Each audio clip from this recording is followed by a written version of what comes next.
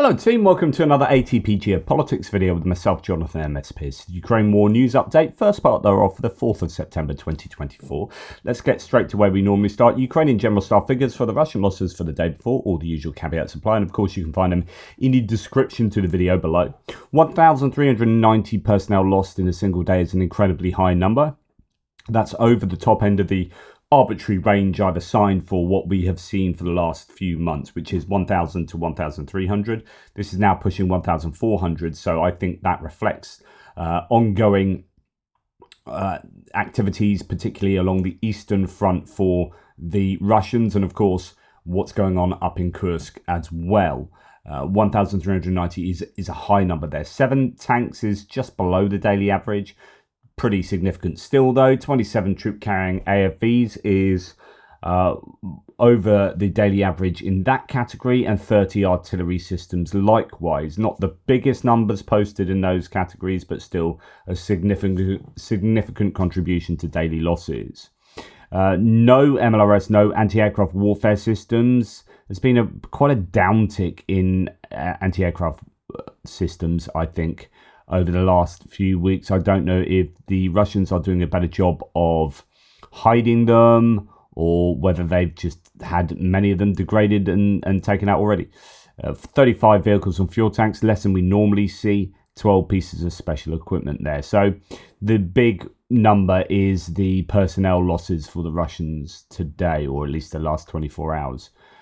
Okay, moving on. I don't have an Andrew Perpetual loss list. We're going to look at some personnel losses by looking at an admittedly one anecdotal example. So a Russian Arctic Brigade, which has been recruiting from prison colonies, is reported to have been decimated in Ukrainian attacks on Russian-occupied islands in the Dnipro Estuary and Black Sea, suffering as much as 80% casualties.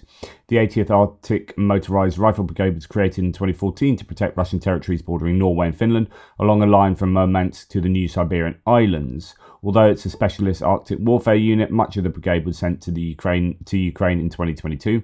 Since then, according to relatives, many of its soldiers have been killed or wounded while stationed on islands in the Kherson region. The brigade began recruiting convicts in 2023, apparently after losing scores of men in Ukraine. Dnipro downstream of Kherson flows around dozens of islands, most notably the strategically located Great Potomkinsky Island which is south of Kherson City. More Russian-held islands are located in the Black Sea along the Gulf of Tendra and the Jarhatska Gulf. So good that there's a map now. So we see all these islands here south of Kherson, but there are also other islands that you can find south of Kimburn Peninsula. So yeah, and indeed all the way over to here, where that spit along there has been targeted by Ukrainian attacks, missile attacks, because there have been training activities taking place along there, and we've seen video evidence of some pretty destructive hits there. Also some landings on this peninsula as well as Kimburn Spit. The one here didn't go too well, at least the initial one didn't, and the Ukrainians lost quite a few troops there. The contested islands include Great Potomkinsky, that's up here, the Tendra Spit, and Orlov, which is there, small island there, and Jaryak, which is here, and the Kalanchak Islands over here. Many are nature reserves, but have reportedly been heavily damaged by the Russian occupation. The Ukrainians claimed in January 2023 to have recaptured Great Potomkinsky Island. In August 2023, many Russian casualties were reported from a HIMARS strike on Jaryak. So that is the one I was just talking about. It's actually over here that it happened, I think, on that spit between the two, that sandbar. According to Irina Ivanovna, the mother of one soldier from the brigade who is currently listed as missing, the drones are buzzing all the time. You can't get there by boat. The fight is still going on. I called the military unit and was told that 80% of the brigade had been killed or wounded. A boy who served with my son was wounded in the stomach. He says my son stayed there and the other man was hospitalized. How come everyone was walking past my son? Don't we not abandon our own? On the 29th of April, I was given a document that he was missing. They say that when Kherson was liberated, then they will search these islands. Irina says she was happy when her son volunteered. Quote, I told him I knew you weren't a coward, but she is worried that she does not know whether he is now alive or dead. However, as she told Sever.Reali, she approves of the special military operation. Quote, we need to finish with these Banderites. They all need to be destroyed so that they don't raise their dragon heads again. Even at the cost of your own son's life? What, would it be better if they came here? Were there not enough of them sitting here? They ran around the city, married our Russian girls, did whatever they wanted. Then they went to their Ukraine. We had Banderovites in Pechora. We had a zone here. She admits she never met a Bandera supporter. Irina's own family was severely repressed under Stalin. Her grandfather was shot and her grandmother was sent to Siberia. Nonetheless, she says the Soviet government was probably justified in doing so. God knows what was going on in 1937. There were probably gangs. The Soviet government didn't just send a family to the middle of nowhere. They wouldn't just shoot them. Sergei Romantsov from Sverodvinsk was serving a prison sentence for drug offences when he signed a military contract. He did so against the advice of his family, who told him that he would be safer serving out the remaining 2 years of his sentence. He was sent to the Kherson Islands in April 2024, but disappeared, likely killed within weeks. His sister Nina says he was appointed a motorman, a boat pilot. They get into boats at night, go on missions, pick up the wounded. At the end of April, he called and said that he had undergone a baptism of fire, and a week later he disappeared. He called me and said he was leaving for the mission at night. The last call was the 1st of May at 11:55. After that, there was no contact. Usually when he returned from a mission, he would get in touch at 3 a.m., at 5 a.m. On the 1st of May, he was still alive. What happened next is unknown. I found out that his boat was hit either by a shell or a drone. There were survivors. Many were killed. She learned from another man in the brigade that about a month and a half ago, they went to the islands to pick up the wounded and dead. There was an opportunity. Now these islands are completely under the control of Ukraine. No one wants to go there. It's certain death. The bodies that were left there will most likely remain there. It's impossible to get there. The casualties on the islands were so high that men did not have time to get to know each other before they were killed. Quote, the last commander lasted a month there. Many guys served a week. As far as I understand, they were simply sent to be butchered.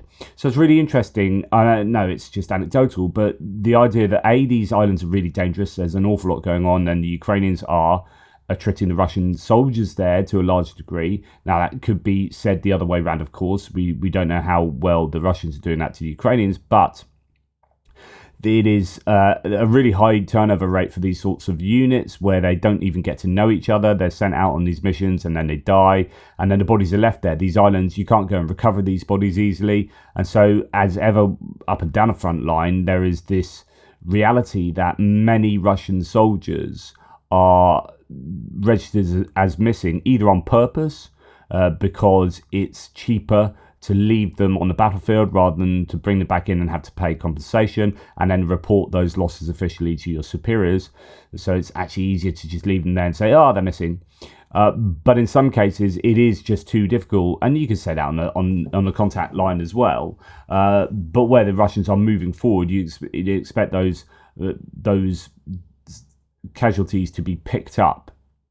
But anyway, in these sorts of areas, it's going to be exceptionally difficult for the Russians to pick up their dead and wounded. And so wounded then become dead and the dead become missing. So yeah, pretty horrific for the Russians in that area. 80% casualty stats for that brigade is pretty horrific. Right, HIMARS strike. I meant to show this, I think, yesterday, but I lost the link. HIMARS strike on a Russian S-300 radar. Looks like what looks like a loitering munition. Sorry, strikes on a Russian S-300 radar and what looks like a loitering munition strike on an S-300 launcher. So the HIMARS takes out the radar and the kamikaze drone takes out the launcher there. So that's really good news. That's a high value air defense system. Might have been one that was previously logged on the general staff figures, or it could be one that is due to turn up there, but I would have thought that was one from previous. Now, We have also seen further evidence of the use of thermite by Ukrainian drones, these sort of Mavics type drones, going along with a canister, dropping thermite or molten, looks like molten metal, this incendiary stuff, dropping it on Russian positions. We are seeing that again. So it's not just that what I showed you yesterday was a one-off. It looks like this is happening more regularly than that. Right, we're going to move to distant strikes now, so not too much information in that section. We're going to start with a whole section on Poltava. That was the comms training center that was hit with 2 Iskander ballistic missiles yesterday morning. It's now caused the official numbers are 53 have been killed and 298 people have been injured. That's an absolutely phenomenal set of losses for the Ukrainians there. And this has caused an awful lot of anger. Part of the anger is coming from claims surrounding this strike, and I don't know what's true. There are initial claims that they were on parade and they shouldn't have been on parade in a sort of place like that. You're just asking for trouble. And then I don't know if that's true, to be honest. The interviews I've seen with people who were there, one guy was saying, look, the lessons had started. So these are all like the training where you would imagine there were just whole rooms full of people getting ready for training. He said, I was out having a smoke, as were a few others milling around, and then they hit. The missiles hit, and there was one missile and then another 3 seconds later. Ukrainian Sergei flash on the Poltava strike. There were no drills. It was a regular day for studying. Russians just decided to strike it randomly. So this is what he was claiming. He's claiming, but again, pinch of salt. This could be spinning it in a pro-Ukrainian way, perhaps, or at least not admitting embarrassing facts, but it could also be that these are the facts, right? There was no formation. Some group of people were on a street near the building, but this was not the reason for the missile launch. There was no secret electronic warfare specialists were studying there. There are no foreign mercenaries or foreign instructors there. That's something you often hear after Russians make these strikes. Since the times of the USSR, everyone knew about the training center, and since the beginning of the war, people were constantly studying there. The enemy simply chose a random day to strike the training building. He knew that training was taking place there. There are still no videos from the Russian reconnaissance drone. That is, they did not need adjusting. They knew what they were hitting. There was no Nazis among the dead. There were ordinary mobilized people who went on a short course to improve their knowledge of communications, then were supposed to finish it on September the 5th. So he says here, observe information hygiene and do not spread rumors, and other people will think about the reasons, think and draw conclusions. Now, there will be rumors coming from Ukrainian people with all good intentions, from Ukrainian soldiers. Ukrainian soldiers often get their information from Telegram and places like this. Just because it comes from this person or that person doesn't mean it's any truer than if it came from here or that. Do you know what? It's almost impossible to know exactly what happened here, certainly from our point of view looking in. You will have people claiming that it was absolutely shocking, that shouldn't have been happening, this happened, and therefore we need to blame X, Y, and Z. And you have the other end of the spectrum like this, which is it was just a normal day, getting on with this stuff. Russians knew about this, they'd known about this place in Soviet times, and it got struck. My sort of position would be I would not have any such training facilities in Iskander missile range. It's just, you could say it was always going to happen. At some point, this was going to happen. Anyway, Poltava tragedy. Bureau of Investigations has opened a case on military negligence.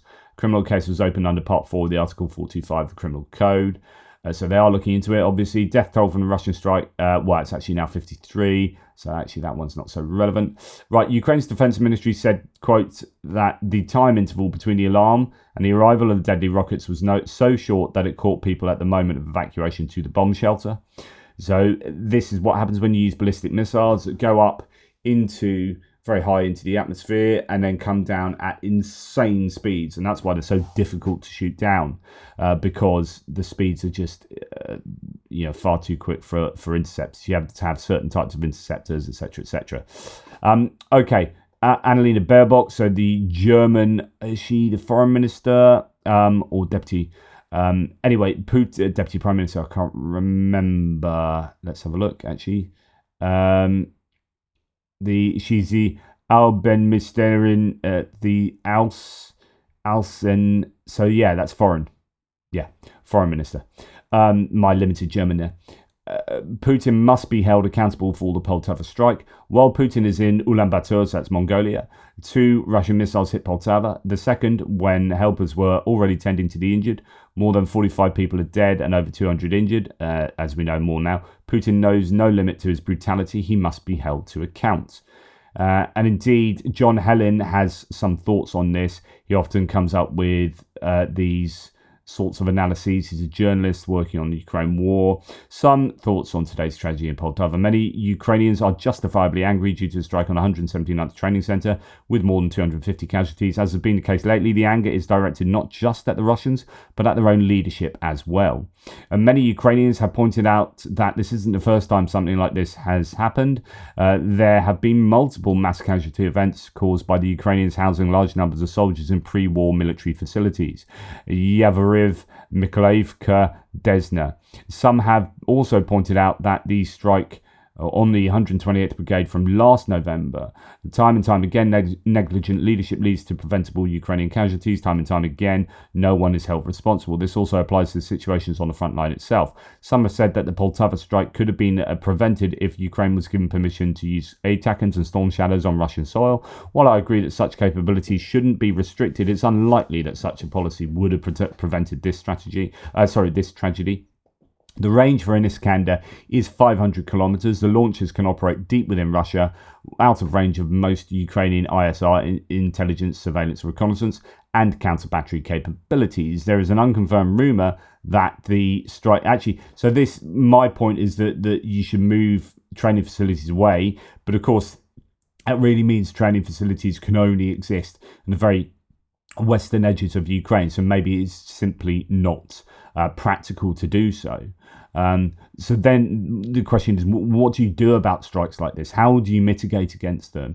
And of course, having PAC-3 Patriot systems littered all around Ukraine is obviously going to be one solution, but it's just completely undoable. You need vast numbers of those systems. Anyway, there's an unconfirmed rumor that this strike might have even been launched from Crimea, which Ukraine can strike with ATACMS. There is a whole other can of worms in the initial Ukrainian statements about the target of the strike being an educational institution and a hospital. So the claim is also a hospital was hit in that. Considering how these statements came hours after the incident, there's no room to hide behind bad intelligence. All I'm going to say is that events like these can easily erode public trust in future Ukrainian claims of Russian strikes on civilian targets. That can be disastrous for Ukraine. I've yet to see evidence for a hospital being hit. Misleading statements shouldn't be ignored. A year ago, I wrote a piece titled, "We Haven't Been Able to Process Ukraine's Failures." The core of the piece still stands. While the West can be criticized for a lot, we must also be open and we must openly and publicly talk about the problems and failures within the Ukrainian system. Indeed, at times I feel like very little has changed since the failure of the counteroffensive, at least in the public discourse. However, the reality is that the only people who can prevent such tragedies are the Ukrainians, and the puck stops at the top. I understand that it's hard to talk about all of this. We certainly know that it's easy to draw ire from certain circles by talking. It's also easier to jump on early reports of a mass casualty event, just as it's easy to fall silent when it turns out to be a military target. But at times, hard discussions need to be had, even between friends. As we say here in Finland, the cat needs to be put onto the table. There is no learning and no development if no one is ever held responsible, and if all politically inconvenient failures are swept under the rug. Ukraine needs to have agency for its own failures. If we all we do is point fingers at the West and policy decisions, some of which have admittedly been crippling, looking at you Republicans, or last summer's offensive, we are removing that agency and the possibility for change. With all that said, the Poltava strike is a tragedy that would not have happened if Russia had never attacked Ukraine. Without the Russian invasion, some 300 Ukrainians would not have become casualties in Poltava today. The puck stops with the Kremlin. Okay, so that is to say, look, the Ukrainians need to own up to poor decisions and not learning from previous issues, but actually it's still the Kremlin ultimately responsible. I don't know whether this is kind of attempting to let the Ukrainians off the hook. There is a part of me that thinks stuff like this is going to happen in war. Like, the Russians are going to get missiles through, and you cannot get away from accumulating troops together, either for training or for drills or for barracking or whatever. You are never going to have just complete dispersal of troops. And so therefore, the Russians will have successes, and it's horrific. But the Ukrainians have done this to the Russians as well. This is part and parcel of war. What you want to do is do your absolute best to mitigate against this happening within the realms of practicality. Right, so you can mitigate against this completely by making sure that no soldier is within 5 meters of another soldier at all times outside of the trenches. Yeah, okay, you could do that, but it means it's practically impossible to do anything outside of fighting, any kind of HR, training, recruitment, blah blah blah. So that's not practical. Okay, so where's the sweet spot of practicality against mitigate against these sorts of events? Obviously, and more air defense is super important. Warning systems. I don't know what more can be done, but to expect these sorts of events never to happen is unrealistic in war. Now, I'm not trying to get Ukraine off the hook because I don't know enough detail about what happened there, really. Okay, so now moving on to what's happened overnight and strikes that the Russians have brought on the Ukrainians. Lviv was attacked and it was pretty bad. Missiles hit residential buildings, and yeah, it's not been good in Lviv at all. The other place that was struck was Kryvyi Rih, pretty badly as well, and usual kind of shelling in places like Zaporizhia, I think. But yeah, Lviv was badly hit. Now, let's look at the missiles and the success rates, the interception of missiles and drones. So there were 29 Shahed drones sent in, 22 were intercepted, another 6 were lost and fell independently, probably due to electronic warfare, which means that 1 got through. 3 out of 3 Iskander-K cruise missiles were taken out. 4 out of 6 Kh-101 cruise missiles were taken out. And then 0 out of 2 Kinzhals and 0 out of 2 Kh-22 cruise missiles. So these 2 Kinzhals, I believe, were what part of what took out areas of Lviv. So Lviv shelled, 7 people were killed, 3 of them children. Head of the Ministry of Internal Affairs of Ukraine, Klemenko, said more than 30 people were injured. I think it's higher now. Yes, update 7 now on the death toll in Lviv. And includes 3 children there. And you've got UNESCO heritage sites being hit, not for the first time in Lviv. I mean, that is an absolutely massive explosion there. So Jane Kiev says, Russian using their fastest, most accurate missiles to target the residential historical centre of Lviv. Just massacres now, while Ukraine continues to abide by allies' demands that Russia's launchers are protected. Just, it is not cool. So you can see footage of that. I get in trouble for showing that. Poland reported another tense night after its air defense systems, due to a Russian attack on Ukraine. In response, Polish military forces scrambled their fighter jets, but they didn't intercept anything as far as I know. Russian missile attack on civilian infrastructure in the centre of Kryvyi Rih also damaged more than 10 high-rise buildings. So that was the other place that was struck. But we'll come on to Kryvyi Rih in a second. Let's just remind ourselves, hopefully I haven't caught this yet, because I can't really show you the picture. So this is in Lviv. As the body of another little girl is pulled from the rubble after this morning's Russian missile strikes on Lviv, we can only hope that one day our kids will be as safe as Russia's launching positions. A 9-year-old girl, says Anton Gerashchenko, killed by a Russian strike in Lviv. 3 children killed in Lviv this morning. 7 dead as of now. Ukraine is sometimes called a bloodland for her history, and now for her present.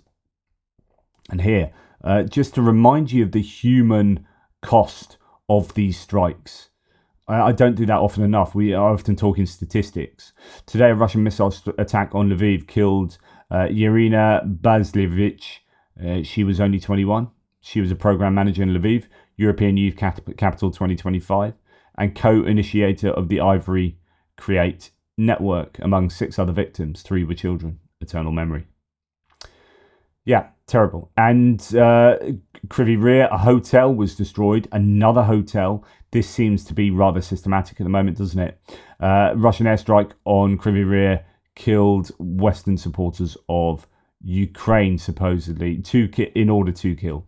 I don't know the latest death stats from Kryvyi Rih. Some pro-Russian sites report the strike on Kryvyi Rih was on a Dolhintsevo military airport just northeast of the city. However, evidence suggests at the moment that they've not hit that. They've hit residential areas, but they might have hit the military airbase as well. I don't know.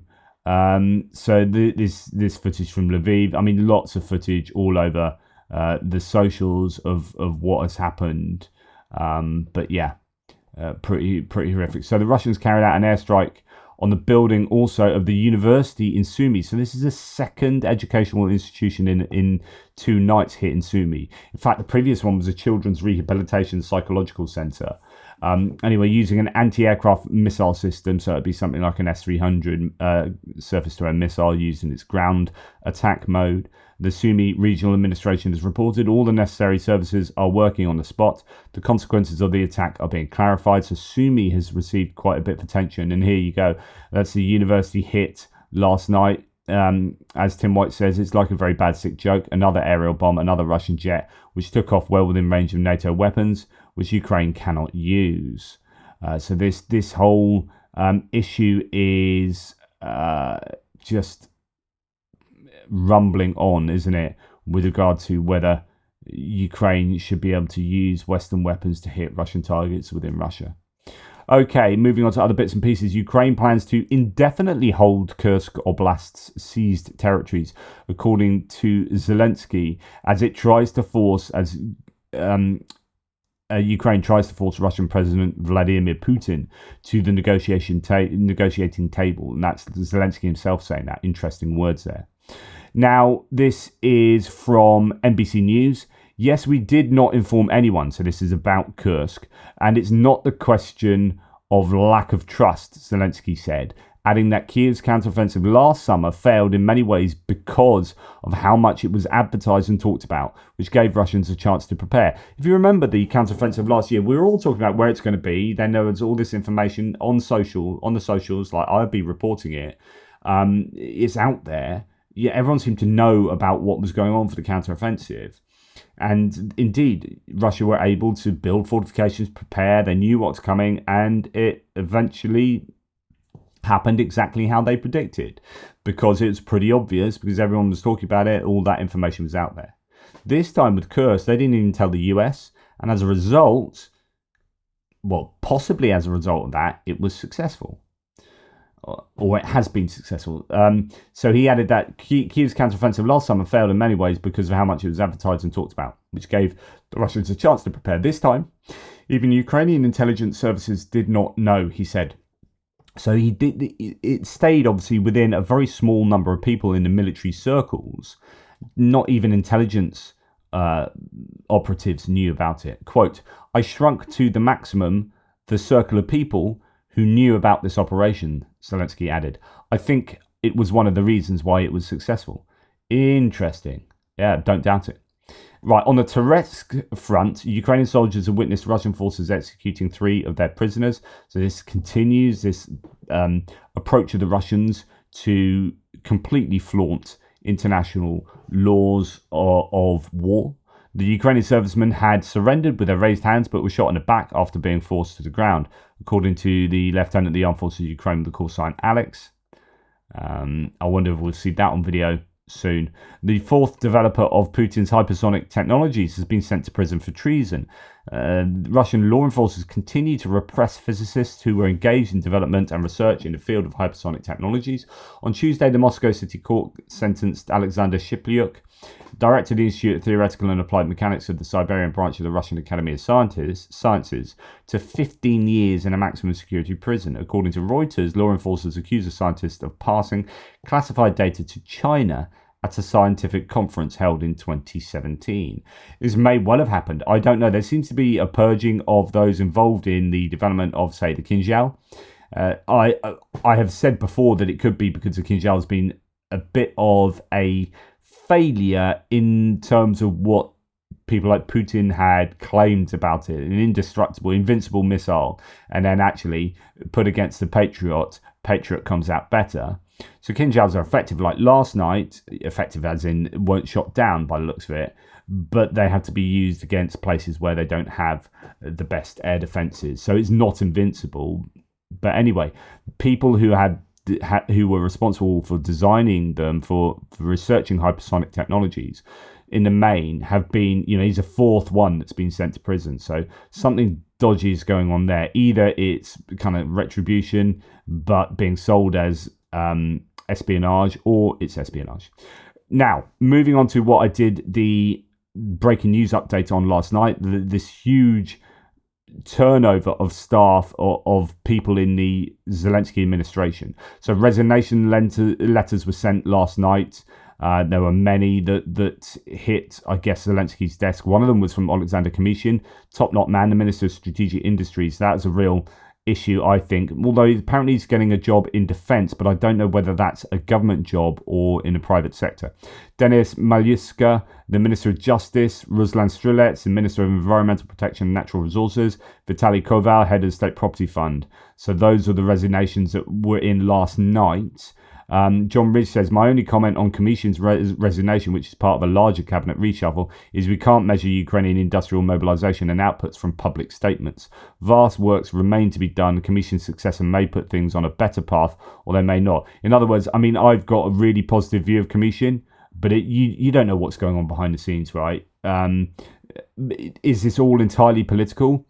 You get this in peacetime. I said this last night. You have cabinet reshuffles in the middle of a UK government all the time. Like 2 years in, everyone's got their skills up, and then you have a reshuffle. And you're thinking, really? Is it worth doing that? But there are obviously political reasons for that. There might be practical reasons for that. You put people in charge of certain departments that might not have the expertise in that department. There might be someone that's better for that job that you find out later, and you need to move them, and so on and so forth. Or it could just be purely political. You're not doing what I want you to do, and we want power to be disseminated directly from the centre. And if you're not going to play ball, we'll just get rid of you. So, and that could be more about power and less about running effective departments. So I don't know. But there's a big reshuffle. Now, you can imagine that during a war, all of those pressures that you have in peacetime that lead to cabinet reshuffles, or whatever you want to call it in whatever country you have. In the UK, it's a cabinet reshuffle. All those pressures are going to be exponentially greater in a wartime in a country that's being invaded. It doesn't surprise me that something like this is happening now. I can't say whether it's a good, bad, what the reasons are. There will just be claims and counterclaims. Zelensky's also dismissed one of his top aides, Rostislav Sherma. So he dismissed him yesterday. Christopher Miller says, I've spoken tonight with some, so he writes for the Financial Times. I've spoken tonight with some of the Ukrainian officials who resigned and others who expected to be fired. Zelensky said in his address, it's time to give new strength to this government. Here's what we know about Kiev's biggest reboot of the war. And he wrote an article on that last night.